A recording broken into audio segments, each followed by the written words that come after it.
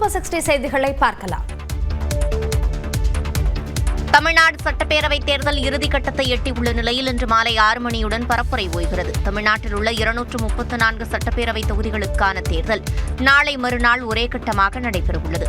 காலை 7 மணி முதல் மாலை 6 மணி வரை நடைபெறும் தேர்தலில் 5,73,43,291 பேர் வாக்களிக்க தகுதி பெற்றுள்ளனர். தேர்தல் இறுதிக்கட்டத்தை எட்டியுள்ளதால் அரசியல் தலைவர்களும் வேட்பாளர்களும் வீடு வீடாக சென்று தீவிர வாக்குவேட்டையில் இறங்கியுள்ளனர். இன்று மாலை 6 மணியுடன் பரப்புரை ஓயும் நிலையில் முதலமைச்சர் ஸ்டாலின் கொளத்தூரிலும் எதிர்க்கட்சித் தலைவர் எடப்பாடி பழனிசாமி சேலத்திலும் இறுதிக்கட்ட பரப்புரை செய்ய திட்டமிட்டுள்ளனர். அதேபோல நாம் தமிழர் கட்சியின் தலைமை ஒருங்கிணைப்பாளர் சீமான் காரைக்குடியிலும் தவிக தலைவர் விஜய் சென்னையிலும் வாக்கு சேகரிக்க உள்ளனர். காங்கிரஸ் தேசிய தலைவர் கார்கே திருவான்மியூரில் பரப்புரை மேற்கொள்ள உள்ளார். தேர்தலையொட்டி தமிழ்நாடு முழுவதும் இன்று மாலை 6 மணி முதல் 3 நாட்களுக்கு டாஸ்மாக் கடைகள் மூடப்படும் சூழலில் வாணியம்பாடியில் நேற்று மதுக்கடைகளில் கூட்டம் அலைமோதியது. இன்று மாலை 6 மணிக்கு மேல் தேர்தல் பொதுக்கூட்டங்கள், ஊர்வலங்கள் நடத்தவோ அதில் பங்கேற்கவோ கூடாது என தேர்தல் ஆணையம் கட்டுப்பாடு விதித்துள்ளது. அதேபோல திரைப்படம், தொலைக்காட்சி, வானொலி மற்றும் வாட்ஸ்அப், முகநூல் உள்ளிட்ட சமூக வலைதளங்களில் தேர்தல் தொடர்பான செய்திகளை பதிவிடக்கூடாது எனவும், குறுஞ்செய்தி, இணையம் உட்பட அனைத்து மின்னணு ஊடகங்களிலும் தேர்தல் தொடர்பான பதிவுகள் கூடாது என்றும் தெரிவித்துள்ளது. இசை நிகழ்ச்சி, திரையரங்க செயல்பாடு, பொழுதுபோக்கு நிகழ்ச்சிகளில் எந்த விதத்திலும் பரப்புரை செய்யக்கூடாது எனவும் அறிவுறுத்தப்பட்டுள்ளது. பரப்புரைக்கான கட்டுப்பாட்டை மீறினால் 2 ஆண்டுகள் சிறை அல்லது அபராதம் அல்லது இரண்டும் விதிக்கப்படும் என தேர்தல் ஆணையம் எச்சரித்துள்ளது. இன்று மாலை 6 மணிக்கு மேல் வாக்காளர்கள் அல்லாதோர் சம்பந்தப்பட்ட தொகுதிகளிலிருந்து வெளியேற வேண்டும் எனவும், வேட்பாளர்களுக்கு வழங்கப்பட்ட நட்சத்திர பேச்சாளர்கள் உள்ளிட்ட வாகன அனுமதி ரத்து செய்யப்படும் என்றும் தேர்தல் ஆணையம் தெரிவித்துள்ளது. அதேபோல வாக்குப்பதிவு அன்று வாக்காளர்களை வாக்குச்சாவடிக்கு அழைத்துச் செல்ல வாடகைக்கு வாகனங்களை பயன்படுத்துவது குற்றம் என தெரிவித்துள்ள தேர்தல் ஆணையம், வாக்குச்சாவடியில் இருந்து 100 மீட்டர் தூரத்தில் இருவருடன் வேட்பாளர் அல்லது கட்சி தேர்தல் அலுவலகம் அமைக்கலாம் என கூறியுள்ளது. தமிழர்களை சரணடைய வைக்க முடியாது என்பதால் அதிமுக மூலம் தமிழ்நாட்டில் கால்பதிக்க பாஜக நினைப்பதாக காங்கிரஸ் மூத்த தலைவர் ராகுல் காந்தி குற்றம் சாட்டியுள்ளார். சட்டமன்ற தேர்தலை முன்னிட்டு கன்னியாகுமரி மாவட்டம் குளைச்சலில் தேர்தல் பரப்புரையில் ஈடுபட்ட ராகுல் காந்தி பாஜகவை கடுமையாக விமர்சித்தார். They have captured one of the glorious political parties of Tamil Nadu.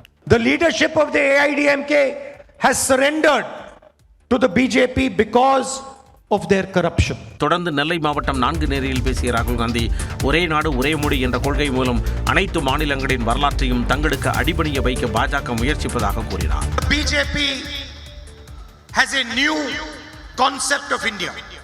They want that all these histories should be subservient to their idea of history. They want all Indian languages to be subservient to their idea of the Indian language.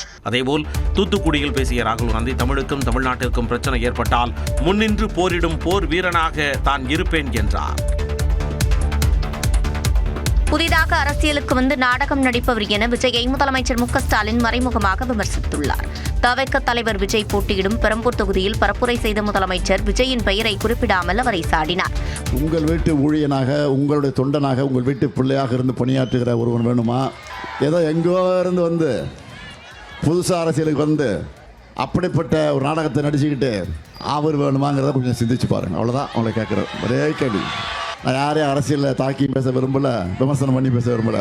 ஏன்னா அதுக்கு எனக்கு வழக்கம் இல்லை, எனக்கு பழக்கமே கிடையாது. துறைமுகம் தொகுதியில் அமைச்சர் சேகர் பாபுவை ஆதரித்து வாக்கு சேகரித்த முதலமைச்சர் பாஜகவின் தோல்விக்கான கவுண்டவுன் தொடங்கிவிட்டதாக கூறினார்.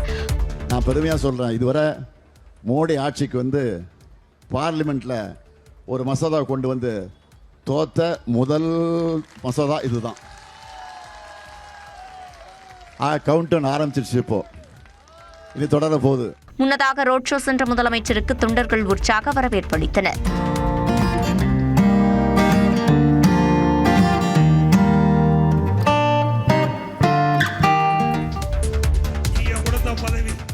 உங்கள் வீட்டில் ஒருவனாக இருக்கின்றேன்.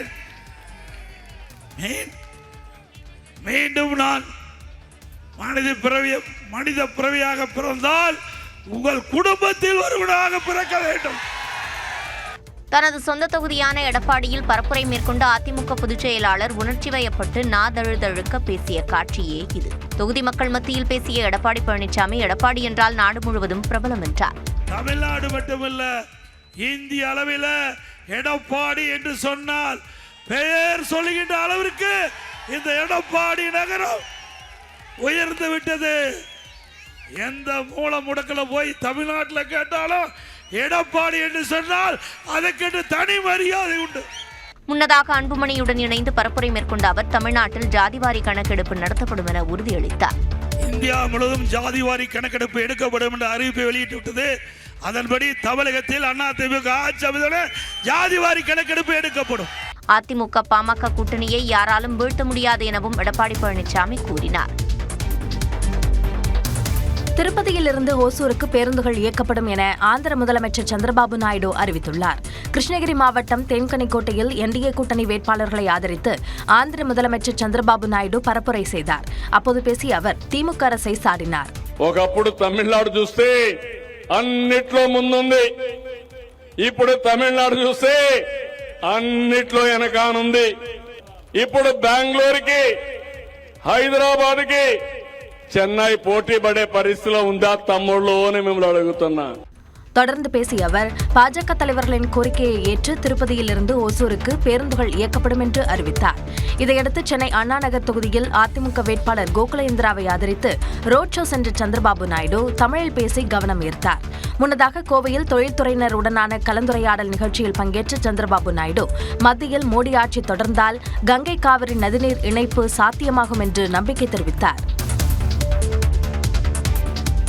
அதிமுகவை மூன்றாக உடைத்து பாஜக விழுங்கிவிடும் என ஆம் ஆத்மி ஒருங்கிணைப்பாளர் அரவிந்த் கெஜ்ரிவால் எச்சரித்துள்ளார். முதலமைச்சர் ஸ்டாலினும் டெல்லி முன்னாள் முதலமைச்சர் கெஜ்ரிவாலும் சென்னை புளியந்தோப்பு பகுதியில் ஒன்றாக பரப்புரை மேற்கொண்டனர்.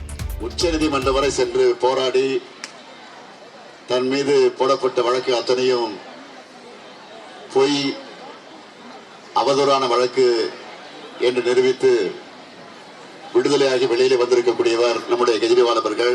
தொடர்ந்து பேசிய கெஜ்ரிவால் அதிமுகவை பாஜக கைப்பற்றி விட்டதாக கூறினார். BJP has captured ADMK. ADMK is completely in the grip of BJP.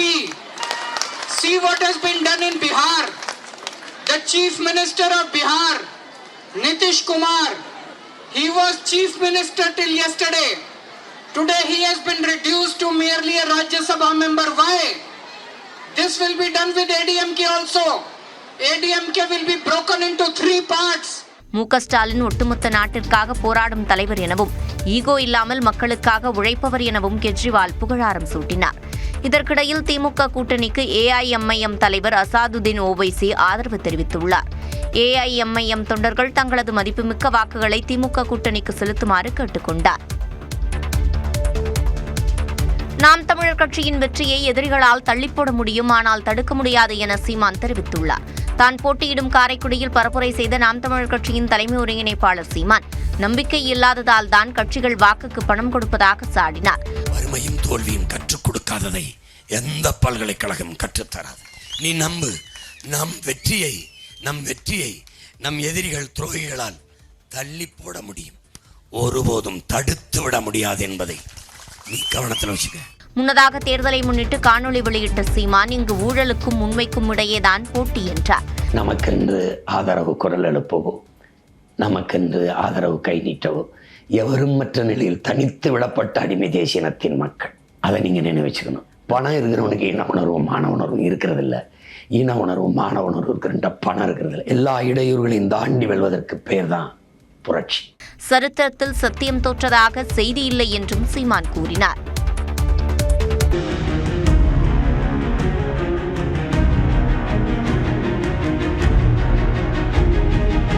பின்னர் மாதவரம் தொகுதியில் சென்னை கொல்கத்தா தேசிய நெடுஞ்சாலையில் விஜய் வாக்கு சேகரித்தார். அவருக்கு தொண்டர்கள் மலர் தூவி வரவேற்பளித்தனர். பதிலுக்கு விஜயும் மக்கள் மீது மலர்களை தூவினார்.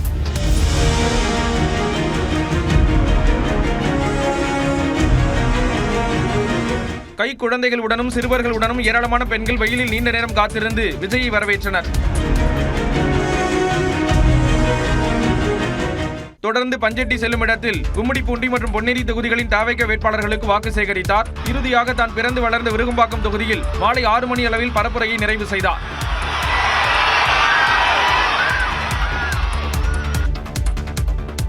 தான் போட்டியிடும் சேப்பாக்கம் திருவல்லிக்கேணி தொகுதியில் துணை முதலமைச்சர் உதயநிதி ஸ்டாலின் வீடு வீடாக சென்று வாக்கு சேகரித்தார். முன்னதாக அம்பத்தூர் தொகுதியிலும் அவர் பரப்புரை மேற்கொண்டார்.